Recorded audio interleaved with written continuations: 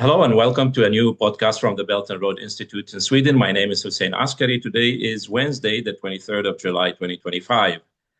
Today we're going to go all the way to the other side of the planet from here to Australia because the Prime Minister of Australia, Anthony Albanese, was recently in China and he spent all 6 days in China and he made some very, very remarkable statements, which I find extraordinary given Australia's complicated relationship to China, which is in a way similar, very similar to our situation in Sweden and in the EU, our relationship to China.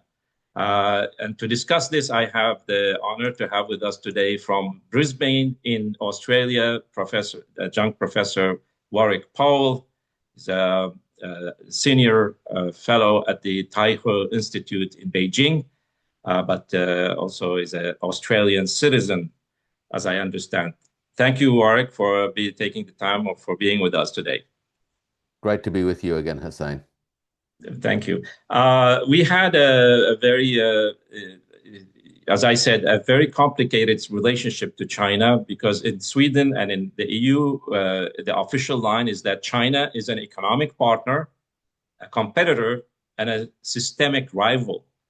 As one of my Chinese friends put it, he said in the street, and they were sitting in the car waiting for the lights to, for the green light, but then suddenly you have all three lights on, the red, the yellow, and the green. And he said, this is how I see our relationship, or Sweden and EU's relationship to China, which is quite confusing and quite confused at the same time. But anyway, I think the visit by Prime Minister Albanese to China is quite interesting because it will set a certain precedent for relations of that kind of complication. So first of all, why do you think the Prime Minister spent 6 days in China? He visited 3 different provinces and cities. And what was the outcome of that? Yeah, sure. Look, Prime Minister Anthony Albanese spent 6 days in China and visited Shanghai, Beijing, and Chengdu. Now, it's probably worth noting that Australia has missions in each of those cities. So Australia has consulates in Chengdu and in Shanghai, and of course it has the embassy in Beijing. So it was nice to see the Prime Minister make a visit to each of the cities where the Australian government actually has a physical presence and a physical permanent presence. The other reason I think as a result of covering these cities he was able to do was demonstrate the breadth and multi-dimensional nature of the relationship that actually does exist between Australia and China. And that went to the obvious dimensions of economic trade in particular, but also areas of research collaborations, particularly in the health area, and increasingly in other dimensions such as renewable energy and clean energy, and ultimately saw some commitments from the leaders of both sides to move forward with explorations of how China and Australia could collaborate to support the development of a green steel industry in Australia. So 6 days, 3 cities where Australia has a permanent.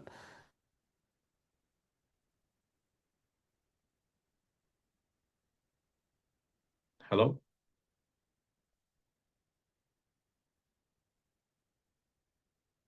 Point of view, and from a diplomatic and a sort of and I use this word a little bit loosely, this sort of, and certainly not in a Trumpian sense, but from a transactional point of view, in terms of agreements reached, it was certainly one that I think by any mainstream, normal, bilateral diplomatic standard, it was a very successful trip.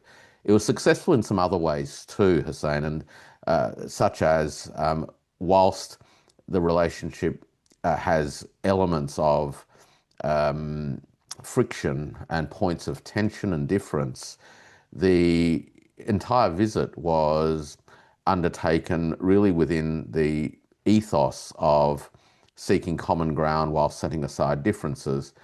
And that's a very Chinese perspective of international relationships, but it's one that I think can also find some historical and cultural resonances in the West as well. The trip overall was incredibly well curated. There were no diplomatic snafus.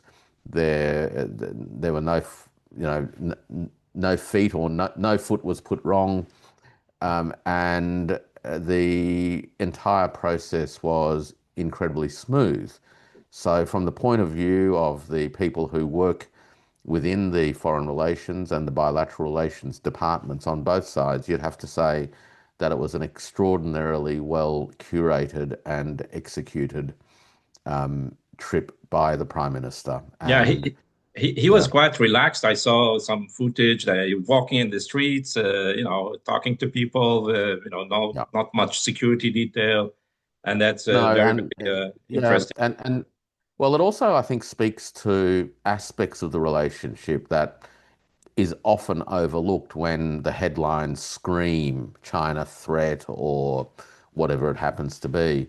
And these relationships, which are really quite warm between the peoples of China and Australia, go back over 50 years when Gough Whitlam first visited China, and he visited China before Nixon and Kissinger, and actually, in many regards, laid the groundwork, culturally speaking, at least, for the West to engage in the new modus vivendi and ultimately détente with the People's Republic of China.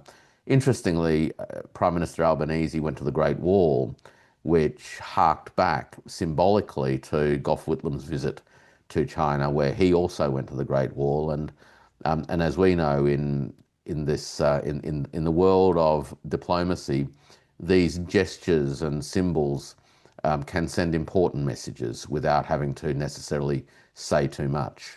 Yeah, interesting. Uh, just for people on this part of the world who don't understand much about the Australian economy or the China Australia, how important is China Australia for each country's economies? Is it just one of many partners, or is it a main partner for China? Australia is a trading nation. It is, as your viewers, particularly those in the Northern Hemisphere, would probably appreciate, Australia is located in the Southern Hemisphere, in many regards at the southern end of Asia. And it trades significantly with Asia. Over 50% of Australia's trade is actually with Asian nations, and 30% or thereabouts of Australia's trade is with China. So China in that regard is a very, very big contributor to Australia's trade. Not just Australian exports, but also Australian imports, which are quite critical to many Australian industries, as well as to providing an affordable standard of living for many Australians. So, from a trade point of view, it's a very, very important part of the relationship, and it's underpinned really by foundational complementarities in the structure of the two economies. Australia is rich in natural resources, iron ore, coal, natural gas, and a whole range of other metals. And those have formed the cornerstone of many of Australia's exports to China. Australia, of course, is also a very large agricultural economy and produces many high quality foods, whether it is in dairy, red meats, seafood, and the like. And those foods, as well as wine, are well received in the China marketplace. So in that regard, the complementarities are incredibly strong. Australia also has been historically, Hussein, a destination and a growing one for Chinese international students and Chinese travellers. Prior to COVID, um, Chinese travellers to Australia were the single largest group and numbered more than 1 million Chinese Mhm. visitors Mhm. came to Australia in one year in 2019. Very important part of the economy. Compared to Chinese population of Australia, which is 27 million. So okay. it's a very substantial part. Yeah. There's also deep relationships at a migration level too. So about 1 million Australian are of Chinese descent, either first or second generation Chinese, and some who go back a little bit further. And Okay. the most commonly spoken language at home, other than English, is Mandarin Chinese. Okay. So Yeah, this is the a relationship is very rich, very yeah. multifaceted, many layers that go well beyond the fact that there's obviously a very big trading relationship. Yeah, it's fascinating that Australia is basically in Asia or the Pacific, Asia Pacific. But when people talk about it, Australia here is like it's a part of the Atlantic and as part of the Anglo-American Yeah, system. And this brings us to the question of independence of Australian decision making. Like we have here now, we have got entangled because of the Ukraine war into the Anglo-American sphere as part became members of NATO, and now we have a hot war going on nearby area, our neighboring area. It's different than Australia. You have a hypothetical. Some people in the United States or Britain wish to have a war with China or preparing for a mm, war with China, but it's still in the air. It's nothing happening. But I would like to just show uh, this some of the clips I got from the X.com page of Prime Minister Anthony Albanese. He had in one on July 15th in one of his postings on that pictures of him meeting with President Xi Jinping and other members of the his government and Chinese government, and he wrote, "quote Australia's relationship with China is important for our economy, our security, and the stability of our region." I find this quite extraordinary because what you have usually say, oh, we are pragmatic, we want to do business, but we don't, like here in Sweden, they say, we want to do business, but we don't want to be friends with the communist China. But here, Prime Minister is saying, it's not only business, it's about our security and regional stability.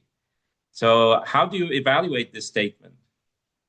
What will happen, yeah, for example, with the AUKUS, the Australia, US, UK, the Quad, and all these formations, which are, more military constellations, military and intelligence constellations that are directed against China.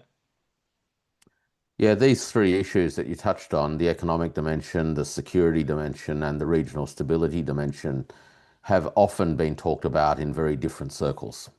And for the Prime Minister to talk about these three issues in the same breath, I think is quite significant. It's subtle, but it's a significant signal that the leader of the government is starting to think in terms that recognise China's position within the region, that it is a large power that will have an impact on the security, stability, and prosperity of the region, and that's just reality, right? So it is, in that regard, I think, a welcomed engagement with reality. Rhetorically, it's important too, because what it's saying is that you can't separate these issues out and stick them in nice boxes, and it means that the challenge for a country like Australia is to be able to think about these things as holistic and intertwined dimensions of relationships that this country has with one other big country in the region, but also with the countries of the region itself. And so you'll notice he talked about the stability of the region, right? Not just the stability of bilateral relationships. And I think that that is expressing a sense in tentative diplomatic language that Australia is open to some imaginative thinking about what the evolving shape of the region looks like and where Australia can play a role in that. It's not to say that Australia has done a John Curtin in 2025, which is to pivot from one protective regime, which was the British Empire, to another regime. But it's to say that Australia is is indicating that it recognizes a need to have a more sophisticated discussion both within Australia, but also as part of being a member of the Asian community. So that's a welcome development. I mean, and I think probably the most interesting part of all of this is arguably not so much the positive reactions from many quarters, but it's actually the ways in which the trip itself, together with remarks such as this, have provoked an incredibly anxious-ridden, aggressive reaction from certain quarters within the Australian body politic that has been very closely aligned with the idea that Australian interests and American interests are at one, and that Australian national interests are in many regards served best when America has primacy. Now, those who believe that have reacted in a very hostile way to this recent visit to China, and of course, the indications that security, prosperity, and stability are actually intertwined, and importantly, China is central to all of that.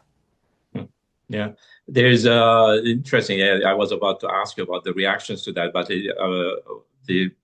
there are many inside Australia who would be enraged by this development. But also, if there are any reactions from the United States or the UK or others who consider them Australia as part of their.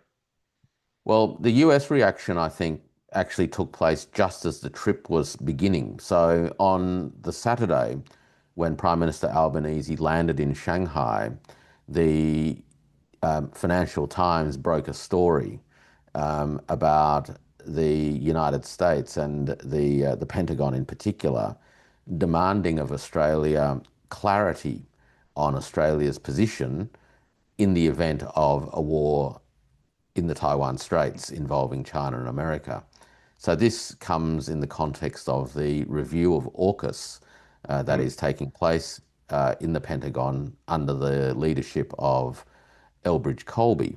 And Colby has been for a long time well, to some extent, a China hawk. It depends on perspectives, but his broad strategic view is that the United States only has one problem in the world of note, and that is China, and that at the same time the United States has limited resources and therefore must husband those resources and channel whatever it has available to containing China.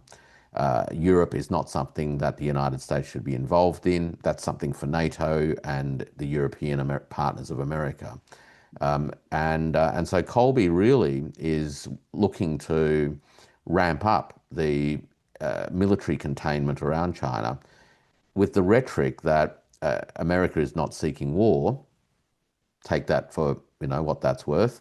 And that it is pursuing peace through strength, which is the mantra of the current administration, and by and large the mantra of most American administrations, with a caveat that the balance of power at the moment is not in America's favour. So Colby's view is that peace happens through strength and only when the balance of power favours America. All of that tells you that the current American assessment is that the balance of power does not favour the United States. It is putting a lot of pressure on Australia to step up to the mark, mainly in terms of defence funding. So Colby's demanded of Australia that it increases defence funding to 5% of GDP, which the government has pushed back on. And of course, this is all happening in the context of the AUKUS review.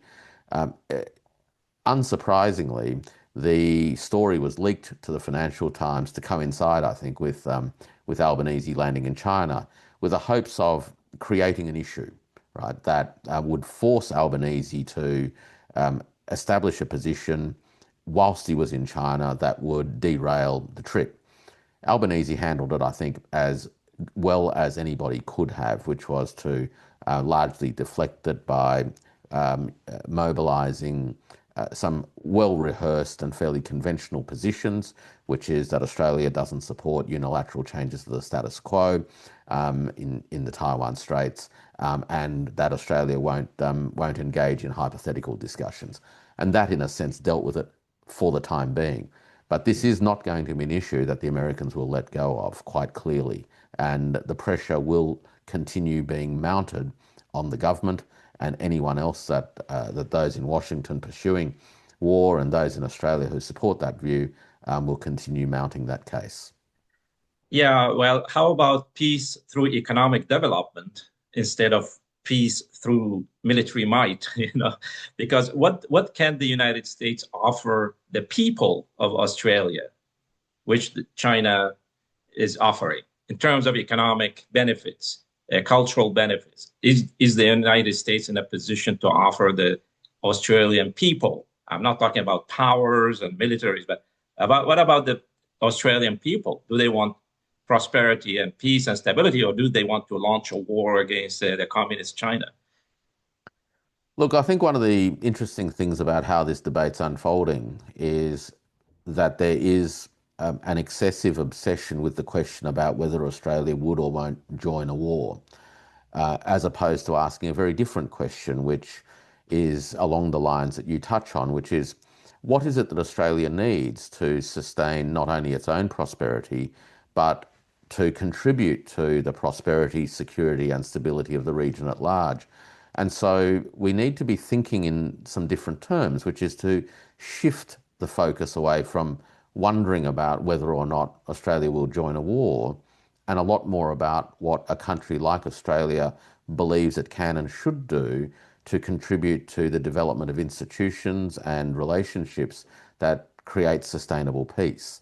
And that kind of conversation has been lacking in recent years in Australia. I'm hopeful, though not particularly optimistic, as by nature, that the Prime Minister's remarks about those three dimensions of that relationship with China might create a space in which that different set of questions can be asked. And it does go to the role of economic development in underpinning peace and security, and of course how peace and security are symbiotically intertwined with the pursuit of economic development. And if we can shift the paradigm even a little bit so that those questions can be asked, I think Australia and the region and its relationship with the region and China will take significant steps forward, because these are the kinds of issues that people across the region are actually interested in. Right. There's a very interesting also, I mean, the Prime Minister Albanese, all his statements, he emphasized one thing. And one of his videos from Shanghai, standing in front of the background is the Pearl Tower in Shanghai. And he made a video, but he says, quote, "This week I am representing Australia's interests in China. Here is why." And he kept emphasizing that he is in China representing Australia's own interests. So it was a very good point. And then finally, I would, we come to this question of, you mentioned his visit to the Great Wall and the role of cultural people-to-people communication and diffusing the misunderstandings and the, all the suspicions and things. You mentioned there are lots of Chinese tourists going to Australia, but also there's need for more Australians to visit China. And I think the Prime Minister made a very fascinating, did a great effort in doing that. And when he visited the Great Wall, of course, there was enormous press coverage there. And he was saying, he made a good statement. He said, quote, "It was an honor visit. It was an honor visit the Great Wall of China today. It is in Australia's interest to have a stable relationship with China. Being here to advocate for our national interests directly is critical for maintaining and developing those ties." And I think this is very interesting. Also, in a relaxed setting, in the background is the Great Wall of China, which is not a symbol of aggression, but a symbol of defense of the nation against aggression. But also there's a history here. And as you mentioned, there are precedents for former prime ministers speaking on these issues. But how important is the cultural connection? And this, we are the Belt and Road Institute here. We are advocating economic, cultural ties as key to diffusing tension among nations. Look, it's remarkable how people, when they get together, even as strangers, start to talk to each other, and the ice melts, and how people can get on incredibly well, right? So I think that there is just this recognition that if you can get people just interacting with each other a lot more, a lot of the prejudices, which often come from just simply not knowing something and fearing difference, just start to melt away. And we've seen a lot of that in parallel experiences with the Little Red Note experience earlier this year, when Americans had that direct interaction with Chinese social media users. And so many of the presuppositions and assumptions and prejudices sort of disappeared very, very quickly as people connected with each other at a very human level. The other thing, I might just step back just a bit. Well, the cultural stuff is obviously very important in that regard. But I think Australia, going back to this question of interests, is currently in the middle of debating two big questions, and they're related questions. The first question is whether or not the United States is a primate in the region and can sustain that position going forward. And increasingly, there is a view that American primacy is something that we can see in the rear vision mirror. It is not part of today's world, and it's not going to be part of the future world. That has provoked two broad types of reactions. One is to argue that, well, Australia needs to prepare for a post-America world. That's one. And the second one is we need to do whatever we can to slow down the slide of the American empire into its strategic abyss, and keep America in Asia as a balancing power. And that's the kind of debate that's taking place in the backdrop. Related to that, of course, is this question of defining and understanding what is the national interest. So this idea of national interest gets used a lot to justify all sorts of actions, but very rarely do people think about what constitutes the national interest. It's almost assumed that everybody knows what's in the national interest, and yet, of course, there are different views about what goes towards the national interest, and they are related to how we think about the state of the world. So if Australia's national interest it involves economic security, physical security, and stability in a region, and if the assessment of the context is that the United States is currently experiencing and going through retrenchment and that American primacy in Asia is over, then that leads to a very different set of ways of thinking about how one prosecutes one's interests. If, however, one views one's interests as purely the need to preserve, a bastion of Western civilization in Asia, as a shining light of what liberal modernity can bring, then there will be a very different view about what Australia's interests are, and that view will be, Australia desperately needs to keep America in the region. It must align itself fully with American interests, so much so that whatever's good for America, by definition, is good for Australia, and that Australia then seeks security not in the region, but from the region. So this set of assessments of what's going on in the world and how we think about what constitutes national interest are deeply intertwined. And because these debates are now taking place in Australia, and in some ways catalysed and kicked along by that simple tweet from the Prime Minister, where he brought those three issues together in one, we're going to see, I think, over the next few years, a growing intensity in Australia about the role of America and how that assessment is going to affect how Australia even thinks about its interests. Some people are simply just going to hope that Trump is an aberration and that business as usual will come back in 3.5 years' time. But increasingly, I think many people are coming to the view, Hussein, that Trump isn't an aberration at all, but is symptomatic of a structural transformation of America, both internally and also as a result how it faces the world. Yeah, well, this question of national interest is very important to identify. What is it? Because if you look at the United States, everything the United States has been doing in the last 40 years or even longer is that about national security, national interest. And if you ask the American people about how their life has changed, did it improve in the past 40 years? The majority of American people are not. It did not.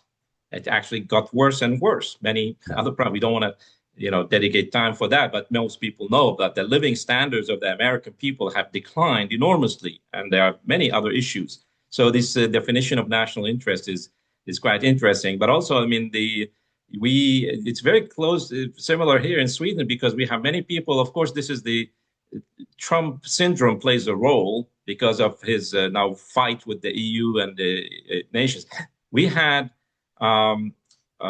actually the four leading universities in Sweden, the administrators, the presidents of the universities, they wrote an open letter, four of the most important which deal with scientific research.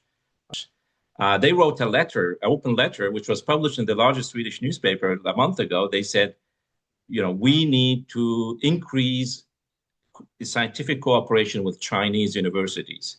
This was like unprecedented in Sweden in the past period, because they say this is, as the more the United States is closing its scientific institutions to the outside world, China is the place to go. If we want to survive as scientific research institutions, we need to work with China. And then the same week there was a major article in one of the leading Swedish newspapers, and the editorial by the editorial board saying, the title was "What China Offers Us That the United States Cannot." So suddenly you had this interesting shift, which many people actually, it's not like these university people, they had this for many years, but they couldn't speak out about it, because we know many researchers in Sweden, academics and scientists who would like to work with China on many levels, but because of the political climate, they were not coming forward to speak out, and this is very interesting. So, as you say, we're cautiously optimistic about the prospects. Of course, we hope the United States will change its ways of dealing with the world for the benefit of the American people.